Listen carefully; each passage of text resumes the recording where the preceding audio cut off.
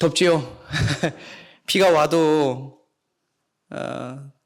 덥습니다. 계속 연일 뜨겁고 이제 습기까지 생겼으니 조금 더 우리의 몸과 마음이 지치는 것 같습니다. 그럼에도 불구하고 사람들은요, 이 여름을 일컬어 말하기를 그 에너지가 사실은 그 계절 가운데서 가장 왕성한 때라고들 그렇게 이야기를 합니다. 시기적으로도 그렇지요. 씨 뿌리고 자라는 것들이 온몸으로 햇볕을 받으면서 한창 무르익어가는 그런 시기가 여름이기도 하고요. 또 우리의 삶도 마찬가지입니다. 바쁘게 움직이면서 굉장히 많은 것들을 감당해내야 되는 게 딱 요 7월, 8월 요 시기가 아닌가 생각이 들었어요. 꼭 눈에 띄는 성과가 있어서는 아닙니다. 눈에 띌 만한 성과가 아직은 보이지 않는다고 할지라도 땀 흘리면서 우리가 애썼던 시간들은 우리들을 단단하게 만들어주고요. 또 때로는 그 단단함이 사랑을 주고받을 수 있는 여유로 변하게 되는 힘의 원천이 되기도 합니다. 무더운 날씨 속에서도 그래서 우리가 웃을 수 있다는 것은 그건 아마도 지금 이 계절을 잘 통과하고 있구나. 우리가 잘 야무러져 가고 있구나. 잘 살찌워져 가고 있구나. 이것을 증명해내는 그런 것이 바로 우리의 얼굴에서 피어나는 웃음이 아닌가 생각이 듭니다. 삶이 주는 무게와 어려움 왜 없겠습니까? 다들 있겠지요. 그런데 그 안에서도 조금씩 더 단단해지고 더 강해지는 나를 발견한다면 이 뜨거운 계절이 혹은 나를 힘들게 하는 이 시간들이 오히려 나를 빚어주는 시간이라고 느낄 수도 있을 것 같습니다. 그래서 이제 제가 가만히 사람을 돌이켜보면은 한 사람의 삶을 그리고 또 한 사람의 그 영혼을 뭔가 진심으로 성숙하게 만들어주는 것은 어떠한 풍성한 열매, 남들이 보기에도 탐낼 만한 그런 좋은 열매들이 아니라 그 사람이 단단해지고 여물어가면서 맺어지는 어떠한 이 안에 있는 단단한 생각들, 좋은 생각들, 이런 것들이 그 사람을 또 그 영혼을 풍성하게 해주는 것 같습니다. 게다가 그 생각과 그 단단해진 삶이 또 우리 삶의 노력들이 다른 누군가에게 존중받고 인정받고 칭찬받고 게다가 사랑받기까지 한다라면 그 사람은 정말로 얼굴에서 반짝반짝 빛이 나는 그런 사람이 되지 않겠습니까? 제가 어떤 글을 읽었는데 외로움이라고 있는 것은 혼자 있어서 느끼는 감정이 아니라고 합니다. 옆에 누가 있어도 외로움을 느낄 수가 있대요. 왜 그런가 하니 아무도 나를 인정해주는 사람이 없을 때, 아무도 나를 사랑해주는 사람이 없을 때, 그때에 사람이 외로움을 느끼는 것이라고 합니다. 반대로 얘기하면 누군가로부터 사랑받는다고 하는 것은 굉장히 우리 삶에 좋은 원동력이 되겠지요. 누군가로부터 존중받고 인정받는 것, 내가 몸을 일으켜서 의자에 붙어있는 엉덩이를 떼서 드러누워있는 내 머리를 떼서 움직일 수 있는 원동력이 바로 그런 인정, 이런 것들이 아닌가 생각이 듭니다. 인간의 그 어떤 노력도 그래서 이 사랑받는다라고 하는 그 힘을 이길 수는 없습니다. 사람이 사랑을 받으면 받을수록, 인정을 받고 존중을 받으면 받을수록 보통 사람들은 더 잘하려고 노력을 하게 되어 있습니다. 여러분, 사랑받고 있는 사람의 표정을 한번 보신 적들이 다 있으시겠지요. 그지요? 살면서 그런 모습들을 본 적 있으시겠지요. 그 사랑받고 있는 사람의 얼굴, 그 모습을 한번 떠올려 보세요. 꽃이 활짝 폈습니다. 이 얼굴에 꽃이 피어 있어요. 웃음이 가득합니다. 자기는 자기 얼굴에 그렇게 웃고 있는 줄은 몰라요. 그런데 옆에서 보는 사람들은 알고 있지요. 그냥 좋은 일이 있는 것과는 다른 차원의 밝음, 또 평안함, 이런 것들을 주변에 있는 사람들도 느끼기 시작합니다. 누군가의 사랑을 많이 받고 있구나. 이것을 알 수가 있는 거예요. 지금 이 여름을 지나면서 우리는 잘하고 있고 단단해지고 있습니다. 땀 흘리고 버티는 그 자체가 우리를 빚어가는 과정이에요. 그런데 힘겹게 버티는 이 과정 속에서 진정으로 우리를 살찌우는 것, 더욱더 풍성한 열매를 맺을 수 있도록 우리들을 키워가는 것은 다름 아닌 사랑인 줄로 믿습니다. 여러분, 옆에 있는 분들 얼굴 한번 보세요. 어떻게 지금 사랑을 좀 받고 계시는 얼굴들입니까? 아니면은 사랑이 조금 더 필요한 얼굴입니까? 필요한 얼굴이. 예. 그래요. 사랑이 필요한 사람도 있고 이미 사랑이 넉넉한 사람도 있지요. 그렇지만 우리 하나님으로부터 오는 그 사랑은 우리에게 넉넉하게 넘치는 줄로 믿습니다. 우리 옆에 사람 축복하면서 인사 한번 할게요. 아, 사랑받고 계시는군요.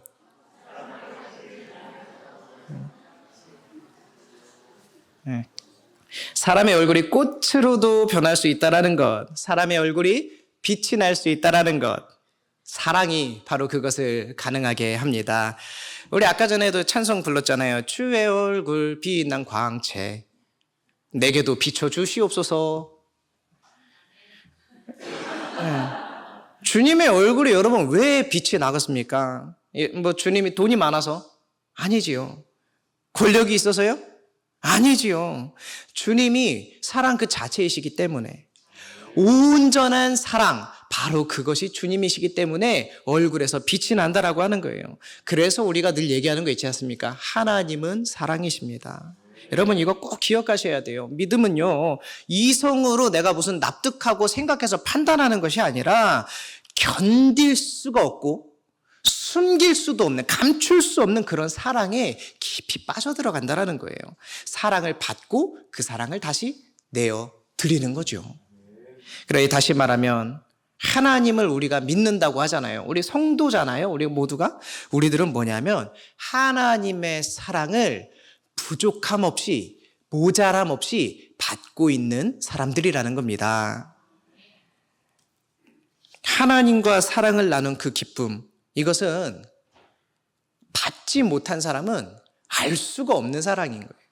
그 기쁨을 받아보지 못한 사람이 어떻게 알겠습니까? 우리는 하나님께 사랑을 받는 자녀들입니다. 하나님께 사랑을 받는 사람이라면, 하나님께 사랑을 충만하게 받고 있는 사람들이라면 세상에서 주는 사랑, 그런 것에 굶주려 있지는 않을 것입니다. 오늘 본문 스바냐 3장 17절 이 말씀을 우리 다시 한번 같이 한 목소리로 크게 읽어보겠습니다. 시작.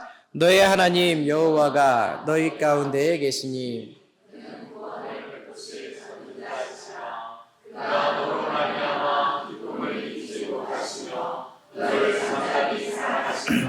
너로 말미암아 즐거이 부르며 기뻐하시리라 하리라. 아멘. 이거는요 그냥 사랑한다는 말이 아니에요. 하나님이 지금 너무너무 좋아가지고 어쩔 줄 몰라 하신다라는 그 내용이 지금 우리가 읽었던 이 글입니다. 여러분, 우리가 힘들 때 하나님한테 매달려가지고 맨날 이거 해달라고 저거 해달라고 기도하잖아요. 그런데 내가 그렇게 힘든데 하나님은 한 번도 그것을 빠져나갈 방법이나 전략을 대번에 알려주시는 적은 없다라는 거예요. 그럼 뭐라고 하냐면은 그냥 사랑한다라고만 하시는 거예요. 너무 힘들어가지고 내가 한쪽으로 막 기울어져 가고 있는 때에 모든 가능성들이 전부 다 사라지고 우리가 더 이상 내가 뭘 할 수 있는가 이런 생각이 들 때에 하나님께서 우리에게 주시는 위로의 방식, 그것이 무엇입니까? 하나님 저 너무 힘들어요. 그래? 내가 널 사랑한다. 아니 하나님 나를 어떻게 이렇게까지 그냥 혼자 내버려 두십니까? 내가 너를 사랑한다. 이제 다 끝났다고요.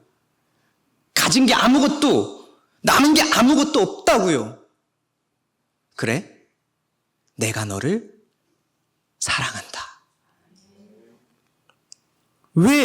도대체 왜 하나님은 내가 이렇게 힘든데, 이렇게 무너졌는데 더 이상 일어나지 못하고 삶의 그 희망, 그것마저 놓치고 있는 이때에 어떻게 하면 이 힘든 상황을 이겨낼 수 있는지 방법을 알려주지 않고 사랑한다고만 말씀하실까? 아니 나를 이렇게 속상하게 하고 내 속을 정말로 뒤집어 놓는 그런 사람이 있는데 가가지고 한번 홍군형을 내줬으면 좋겠는데 도리어 그 사람은 가만히 내빌려두고 나한테 와가지고 여전히 나를 사랑한다고만 하실까? 왜 하나님은 세상의 악들을 심판하는 대신에 나같이 연약한 한 사람에게 찾아와서 나도 여전히 악한데, 나도 사람들이 몰라서 그렇지 되게 나쁜 생각 많이 하고 막 그러는데 왜 나한테 끝까지 사랑한다고 하실까? 게다가 오늘 말씀 어떻습니까? 그냥 사랑한다고만 하는 게 아니라 나로 인해서 그 기쁨을 이기지 못하고 너무너무 즐거워서 노래할 수밖에 없다라고 그렇게 말씀하고 계시는 거예요. 내가 뭐라고? 여러분 그럴 만한 자격이 있습니까? 여러분 그런 사랑을 받을 만한 자격이 있습니까? 내가 뭐 그런 만한 걸 한 적이나 있습니까?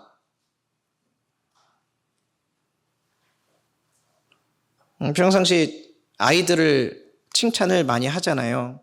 야, 멋지다. 야, 너 정말 최고야. 아이고, 이렇게 했어. 근데 왜 칭찬하는 것들을 가만히 보면은 다 자기들 좋으려고 하는 것들이에요, 사실은. 아유, 뭐 밥을 이렇게 잘 먹었어? 유치원을 잘 갔다 왔네? 학교 잘 갔다 왔네? 밥 먹은 것도 저거 배부르는 거고, 내 배부르는 거 아니잖아요. 그런데 잘했다? 우리들은 이야기해줘요. 학교 갔다 온 것도, 유치원 갔다 오는 것도, 엄밀히 따지면은 저한테 무슨 유익이 있겠습니까? 자유시간? 조금 쉬는 수 있는 시간? 이런 거 말고는 나에게 유익이 되는 게 아니란 말이에요. 그런데 가만히 생각해 보면 이런 것들이 부모의 마음 아니겠습니까? 심지어 더 어릴 때에는요, 그냥 생체 활동만 잘 돼도 그게 그렇게 예뻐요. 한 이틀 내가 그거 똥 안 싸다가 싸면은 막 다 같이 와가지고 쌌다고. 아이고 잘했다고 기특하다고.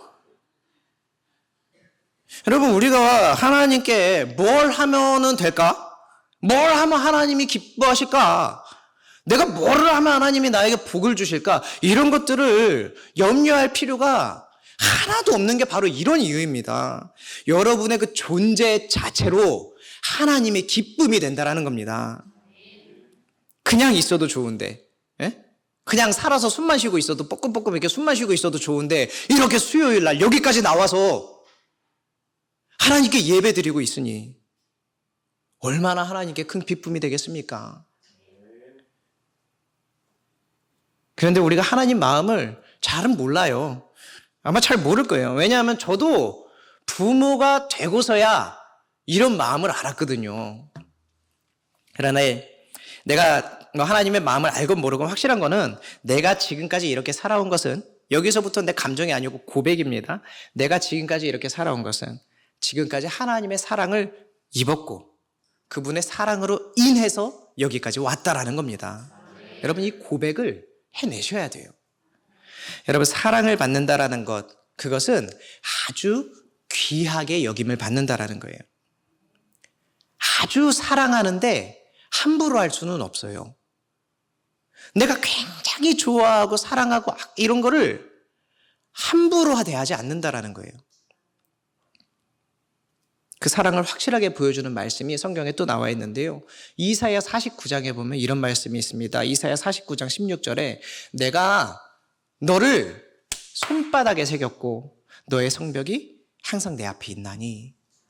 여러분 우리들은요 주님의 손바닥에 이름이 새겨진 사람들입니다. 손바닥에 이름을 적는다는 게 우리들은 다 알지만 우리 요즘에는 뭐 있습니다. 핸드폰에 이렇게 기록을 하지만은 옛날에는 뭐 이렇게 볼펜으로 적고 해야 되는데 적을 때가 진짜 없으면 손에다가도 적고 다 그랬어요. 준비물을 저도 어렸을 때 학교에서 준비물을 선생님이 뭐 싸우러 가면 손바닥에 이렇게 적어가지고 왔었거든요. 요즘에는 여러분 아세요? 이 알림이라 그래가지고 엄마 아빠 핸드폰으로 거기 다 와요. 제가 어렸을 때만 해도 손바닥에 이렇게 적었어요. 손바닥에 적는 건 뭡니까? 내가 이거를 까먹으면 안 된다. 잊어버리지 않겠다. 바로 여러분의 이름이 하나님의 손바닥에 새겨져 있다라는 거예요. 그거는 뭐냐면 내가 잊어버리지 않겠다. 잊을 수가 없는 이름인 거지요. 귀한 거예요. 늘 그 사랑 안에 그 하나님의 그 시선 안에 그리고 하나님의 품 안에 우리가 머무르고 있었던 것입니다. 뭐 내가 아니라고 말할 수도 있어요. 그럴 리가 없다고 나는 지금 약간 품 밖에 벗어난 것 같은데 라고 말할 수도 있어요. 그런데 그 순간조차도 주님의 그 사랑이 우리를 강력하게 붙들고 계신다라는 사실을 여러분들 기억하시기 바랍니다. 여러분, 신앙이 깊어진다라는 것은 그래서 하나님을 향한 우리의 사랑이 깊어지는 것과 같은 겁니다. 주님을 닮아간다라는 건 역시 주님의 사랑을 닮아간다라는 것이겠지요. 여러분, 주님의 얼굴을 본다라는 것은 하나님의 그 사랑의 시선을 내가 함께 바라보는 것입니다. 그래서 이런 말도 있어요. 사랑을 받으면 힘이 생기고 사랑을 받으면 용기가 생긴다. 사실 뭐 명언인지도 모르겠어요. 저도 인터넷 같은 거 보다가 본 글이라서 뭐 유명한 말인지 뭔지는 모르겠는데 제가 이 글을 봤는데 대본 보고 그런 것 같아라고 공감이 됐어요. 사랑을 받으면 힘도 생기고 용기가 생긴다. 여러분, 우리의 생을 결국에 든든히 딱 바치고 있는 것은 사실은 내가 이룬 어떠한 성과나 그래도 은근히 내가 믿고 있는 영향력 있는 그런 주변에 어떤 사람들이 있을 거 아니에요. 그런데 그런 것들이 아니라 사실 진짜로 내 삶을 단단하게 딱 지지해주고 붙들어 잡아주고 있는 거는 내가 받고 있는 사랑, 그 사랑에 힘이 있다는 겁니다. 사랑이 우리를 든든히 붙들어 잡고 있는 거예요. 그래서 여러분, 누군가가 뭐 내 남편이, 내 아내가, 내 자녀가 든든히 서가기를 바란다면은 다른 거 없어요. 사랑을 담뿍담뿍 부어주시면은 든든하게 설 수 있는 겁니다. 바르게 서 있기를 바란다면 사랑밖에 없어요. 이게 때로는 죽음도 이기게 하는, 죽음마저도 두렵지 않게 하는 그 힘이 이 사랑에 있는 것 아니겠습니까? 그런데 우리가 그 사랑받는다는 걸 좀 잊고 살 때가 있지요. 그래서 하나님은요, 우리를 더 단단한 사랑 위에 세우고자 하십니다. 우리의 삶도 그렇고요. 이 신앙생활에도요, 이 기초가 아주 중요합니다. 기초가 흔들리면은 다 무너져 버리는 거예요. 제일 밑에가 흔들리면 위에 아무리 높이 쌓아도 흔들리고 무너질 수밖에 없는 것이거든요. 여러분, 여러분의 그 사랑의 기초는 든든합니까? 어떠한 오해나 어떠한 편견 이런 것들이 생겨도 흔들리지 않고 든든하게 서 있습니까? 여러분, 든든한 그 사랑의 기초 위에 인생의 집을 짓지 않으면 언제나 불안정할 수밖에 없습니다. 모래 위에 집을 짓는 사람처럼 뭐 누구나 다 반석 위에 짓고 싶겠지만 모래 위에 집을 지을 수도 있어요. 일단 집이 당장 필요해서 급하게 져야 돼서 그럴 수도 있어요. 일단 뭔가 보여줄 것이 필요해서 서둘러서 기초를 생각하지 않고 올릴 수도 있어요. 그런데 그런 집은요, 기초가 없어요. 단단하지가 않아요. 든든한 사랑의 지원이 없는 땅 위에 세운 집은 결코 오래갈 수가 없습니다. 그래서 이쯤에서 제가 말씀드리고 싶은 게 있어요. 우리 교회가 지금 리모델링 하고 있잖아요. 이것도요, 무슨 단순히 껍데기 외형 바꾸는 것이 아닙니다. 단단한 기초 위에 사랑의 공동체를 다시 세우는 그런 마음이 담겨 있는 그런 공사라는 거예요. 그리고 여러분, 우리 교회가 지금 함께 진행하고 있는 바이블 챌린지 기억은 하고 계시죠? 우리가 그런 거 했었다. 기억하고 계시죠? 네. 말씀을 가까이 하는 거는요, 하나님의 사랑을 확인하고 누릴 수 있는 가장 좋은 방법인 거예요. 그런데 요즘 참여 그 숫자가 이렇게 나오잖아요, 저희가. 그 수치가 조금씩 줄어들고 있어요. 아마 더위 때문일 수도 있고 바쁨 때문일 수도 있지요. 하지만 지금이야말로 하나님의 말씀에 더 깊이 잠기고 다시금 사랑의 기초를 다질 수 있는 기회라고 생각하시고 여러분들 말씀 읽어내시기 바랍니다. 교회 리모델링도 그렇고요. 온세대 바이블 챌린지도 그렇고요. 모두 주님의 그 사랑의 기초 위에 우리가 더 단단히 세워졌으면 좋겠다. 이 마음 가지고 시작한 거예요.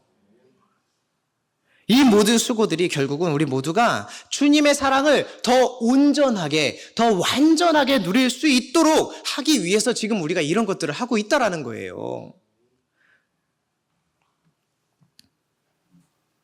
리모델링은 그래서 하나님의 사랑을 더욱 깊이 누리고 나누는 공간이 되기 위해서 변화를 가져가는 것이고, 바이블 챌린지는 하나님의 사랑을 우리가 더 깊이 알고 이해하기 위해서 해나가는 것이지요. 왜요?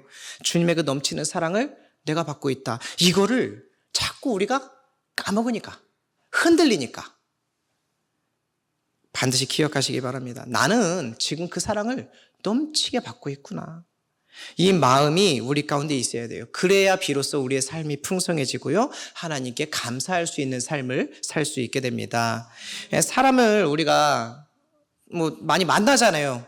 만나는데 그 사람을 만났을 때, 이야, 이 사람이 사랑을 참 많이 받고 자란 사람이구나, 이거를 우리가 알 수가 있어요. 써 있는 건 아닌데 어떠한 그 사람에서 입술에서 나오는 말들, 혹은 어떠한 태도, 생활의 방식, 이런 것들을 보면서 이 사람은 정말로 사랑을 많이 받고 자란 사람이구나, 이거를 우리가 눈치를 챘단 말이에요. 반대로 사랑받지 못한 사람은 또 그 태가 나요. 사랑이 없으면 어떻게 됩니까? 빈자리를, 그 사람에 비어있는 그 자리를 편견과 오해들로 자꾸 쌓아갑니다. 그래서 사랑받지 못하고 자란 사람들은요, 쉽게 포기하고요, 쉽게 승을 내고요, 쉽게 실망하고요, 뭔가 사랑에 대한 기대치가 너무 약해서 사랑할 수 있는 길, 조금 아프지만 사랑할 수 있는 길보다는 아프지 않고 사랑하지 않는 길을 택하는 경우가 많다라는 거예요. 그래서 여러분, 우리가 충분히 사랑을 받기도 하고 또 줄 수도 있어야 돼요. 그래서 충분히 사랑을 주고 충분히 사랑을 받는 그런 사람들이, 우리 믿는 사람들이 먼저 되어야 된다는 겁니다. 사랑을 충분히 받고 자라면은 잘 안 무너져요. 애지간한 일이 와도 무너지질 않아요. 무정함에도 흔들리지 않습니다. 상처가 와도 사랑으로 이겨낼 수가 있어요. 눈치 이런 것도 없어요. 안 봐요. 왜요? 나는 사랑받는 존재라는 그 확신이 이 안에 어려서부터 채워져 있기 때문에 그런 모습들이 나타납니다. 그래서 여러분, 제가 부탁드리는 거예요. 여러분, 사랑받지 못한 사람처럼 왜 그렇게 살려고 합니까? 하나님한테 우리가 이렇게 넘치는 사랑을 받았는데 왜 못나가지고 뿔나가지고 그래가지고 사냐는 거예요. 사랑받지 못한 사람처럼 살지 마세요, 여러분. 충분히 사랑받는 사람처럼 당당하게, 여유 있게, 따뜻하게 그렇게 살아가자는 거예요. 우리가 주님의 그 충분한 사랑 안에 산다라면 우리가 세상에 사랑 같은 거 구걸 안 해도 됩니다. 나에게 필요한 건 무엇입니까? 나를 여전히 사랑하시는 그 주님의 사랑, 그거 하나면은 우리한테 이미 충분하게 채워진다라는 거예요. 나는 아무것도 아닌데, 근데 그런 나로 인해서 하나님이 기쁨을 이기지 못하시고 늘 잠잠히 사랑해 주시는 그 사람. 나는 토라질 때도 있고 멀리 떠날 때도 있고 도망칠 때도 있어요. 그런데도 늘 같은 자리에서 사랑해 주시는 그 사랑, 그것이 있어서 내가 세상으로부터 받는 상처 많지요. 무정함도 있죠. 무자비함 있지요. 그런데 이런 것들을 이겨낼 수가 있어요. 하나님이 주시는 그 사랑으로. 여러분, 사랑을 한 번 받아본 적 없는 사람처럼 그렇게 행동하지 마시고 이 안에 사랑이 그득그득 쌓여서 밖으로 드러나는 사람처럼 그렇게 살아가시기 바랍니다. 에베소서 5장에 이런 말씀이 있습니다. 그러므로 사랑을 받는 자녀같이 너희는 하나님을 본받는 자가 되라. 우리는 그 사랑 하나 그거 못 받아가지고 버려진 사람들이 아니라는 거예요. 혼자 떨어져 있는 외톨이도 아니라는 거예요. 우리 모두는 하나님께 사랑을, 심지어 감당 못할 사랑을, 넘치는 사랑을 우리들은 이미 받고 있는 사람들이라는 거예요. 여전히 지금도 우리들은 다 사랑을 받고 있는 사람들이라는 거예요. 사랑받고 사는 사람의 그 안정감, 여러분 이거 한번 생각을 해보세요. 그 사람만의 여유와 어떠한 넉넉함이 있어요. 가장이 막 돈을 되게 막 엄청 많이 벌지는 못해도 아내로부터 자녀로부터 늘 여보 고생했어요, 수고했어요, 고마워요, 이런 존중과 사랑을 받는 어떤 그런 사람은 그 사람의 직업이 뭐든지 간에, 그 사람이 한 달에 얼마를 벌어오든지 간에 이런 거 상관없이 뿜어내는 에너지가 달라요. 사람을 대하는 태도가 확실히 다른 게 느껴진단 말이에요. 아이들도 마찬가지입니다. 부모로부터 사랑을 많이 받고 신뢰받으면서 자라는 아이는 매사에 자신감이 넘치지요. 그런데 무슨 일이 있어도 막 엄마 아빠가 무조건 내 편이다라는 확신까지만 있어야 되는데 무슨 일이 있어도 안 혼난다라는 생각이 요즘 아이들이 있어가지고 약간 이게 선을 넘어가는 경우가 있기는 한데 그래도 그 당당함과 자신감이 사랑받고 자란 아이들한테는 있다라는 거예요.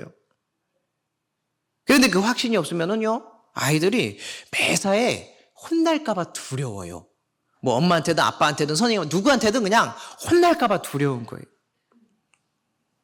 그래서 이제 우리들은 다 충분한 사랑을 받고 있는 사람들 아니겠습니까?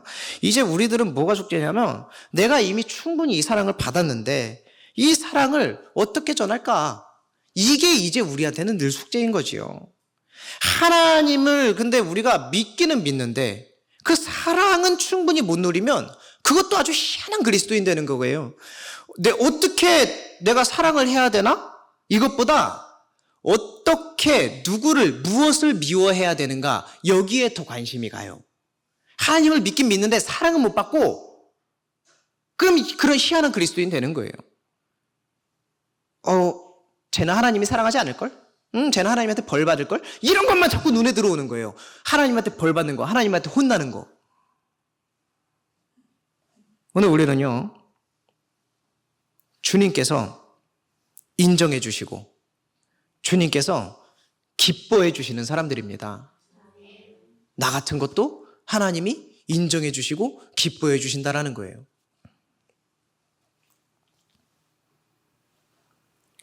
사랑받고 사는 사람의 그 당당함 너무 부럽지요. 뭐 조금 모자람이 있어도 조금 부족해도 그런 사람들은 조급하지가 않아요. 표독스럽게 말이야 막 독한 마음 품고 하등바등 그렇게 살지 않아요. 오히려 그런 사람들 사이에 따뜻함을 불어넣는 그런 변화를 불러오는 사람, 그런 사람이 사랑받고 자란 사람이거든요. 사랑을 받는다라는 것은 그래서 굉장히 큰 능력, 엄청나게 참 놀라운 능력을 가지고 있습니다. 한 사람을 살리기도 하고요. 한 사람이 이거 할 수 있을까 싶은 일을 할 수 있도록 용기를 주기도 해요. 여러분, 우리는 그런 사랑을 받고 있는 사람들이에요. 그분의 사랑이 지금도 우리의 삶 가운데, 우리의 가정 가운데 충만하게 넘치고 있는 줄로 믿습니다. 그리고 그 시선이 지금도 충분히 나를 바라보고 있음을 여러분들 느끼시기 바랍니다. 제 얘기를 해서 죄송합니다만 제가 어렸을 때는요 원래는 뭐 방송하는 사람 되고 싶었었어요. 어렸을 때, 아기 때. 요즘에 유재석 같은 사람처럼 저 어렸을 때는 누굴 좋아했었냐면 손범수 아나운서를 굉장히 좋아했어요. 그래서 너무 하고 싶다고 하니까 어디 그 방송 아카데미라고 옛날에는 또 그런 게 있었어요. 그런 것도 가고 막 이렇게 하려고 했는데 안 된다는 거예요. 목소리 때문에 안 된다는 거예요. 앙칼진 목소리라 그러죠. 그러니까 듣는 사람들로 하여금 편안한 목소리가 아니라는 거예요. 그 얘기를 제가 사춘기도 오기 전에 들었으니까 얼마나 애한테 어떻게 그렇게 말을 해. 그러면서 무슨 얘기까지 하냐면 텔레비전에 나와서 화면 보지 말고 목소리만 들어보라는 거예요. 진짜 못생긴 사람들 있잖아요. 화면에 텔레비전에 나오는 개그맨들 이런 사람들도 화면 딱 가리고 목소리만 들어보라는 거예요. 그래서 집에 와서 해봤는데 충격받았잖아요. 진짜로 전부 다 목소리가 다 너무 좋은 거예요. 제가 20년 넘게 제 목소리에 그래서 컴플렉스가 있었어요. 그러다가 이제 제가 지방에서 목회했었으니까 시골에서 어느 날은 새벽기도 마치고 권사님 이제 봉고차에 태워가지고 집에 데려다 주고 있는데 권사님이 설교가 좋다라는 거예요. 뭐 그럴 수 있죠. 설교 좋을 수 있죠. 그런데 그래요? 권사님 왜요? 이랬더니 잘 들려서 듣기가 좋대요. 아무리 좋은 설교를 해도 자기는 안 들리는데 제 목소리가 들린다라는 거예요. 제가 이 목소리를 가지고요 20년 넘게 부끄러워했어요. 야, 이거 내가 목회를 해도 큰 목회는 못하겠구나. 이거를 생각을 했었어요. 어렸을 때부터. 목소리 때문에. 그런데 우리 권사님 그 말 한마디에 제가 생각이 바뀌었어요. 안 칼진 목소리, 듣기 싫은 목소리가 아니라, 멀리서도 잘 들리는 목소리. 마이크 없어도 잘 들리는 목소리. 여러분, 누군가를 지지하고 응원하는 사람이 있다는 거는요, 그 사람을 적어도 다른 데는 모르겠어요. 적어도 하여튼 내 앞에서만큼은 당당한 사람으로 만들어주는 거예요. 하물며 여러분, 우리들은요, 하나님의 지지와 하나님의 응원을 받고 사는 사람들 아니겠습니까? 여러분, 세상이 나를 어떻게 보는지는 하나도 이제 중요하지가 않은 거예요. 하나님이 나를 사랑하고 하나님이 나를 인정했는데 도대체 세상 누가? 내가 그것을 알고 느낄 수 있다면 우리들은 세상 그 누구 앞에서도 당당할 수가 있고 여유 있게 살아갈 수가 있게 되는 줄로 믿습니다. 근데 여러분, 이게요, 또 조심해야 되는 거 있어요. 내가 뭘 잘해서는 아닌 거예요. 내가 잘해서, 잘나서, 정말 인정받을 만해서 그러는 건 아니라는 거예요. 그냥 나는 그냥 난데, 그냥 있는데, 여기 있는데 하나님이 나를 인정하고 존중해주고 사랑해준다라는 거예요. 하나님의 사랑을 받는다라는 그 사실, 그거 단 하나, 이 하나가 우리가 이 세상을 이기게 하는 그 이유고 무기가 되는 줄로 믿습니다. 여러분, 주님의 사랑 어떤 사랑이었습니까? 다 내주는 사랑이었어요. 그리고요, 상대를 봐가면서 선택하신 사랑이 아니라 그럴 수 없는 사람까지 선택한 사랑이었어요. 그분이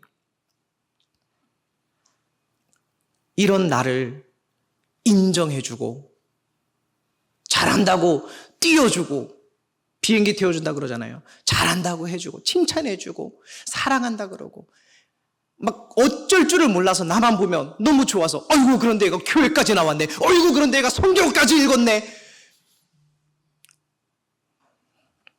여러분, 우리도 예수님이 보여주신 그 사랑으로 우리의 사랑을 조금은 드러낼 수 있는 그런 사람들이 되기를 바랍니다.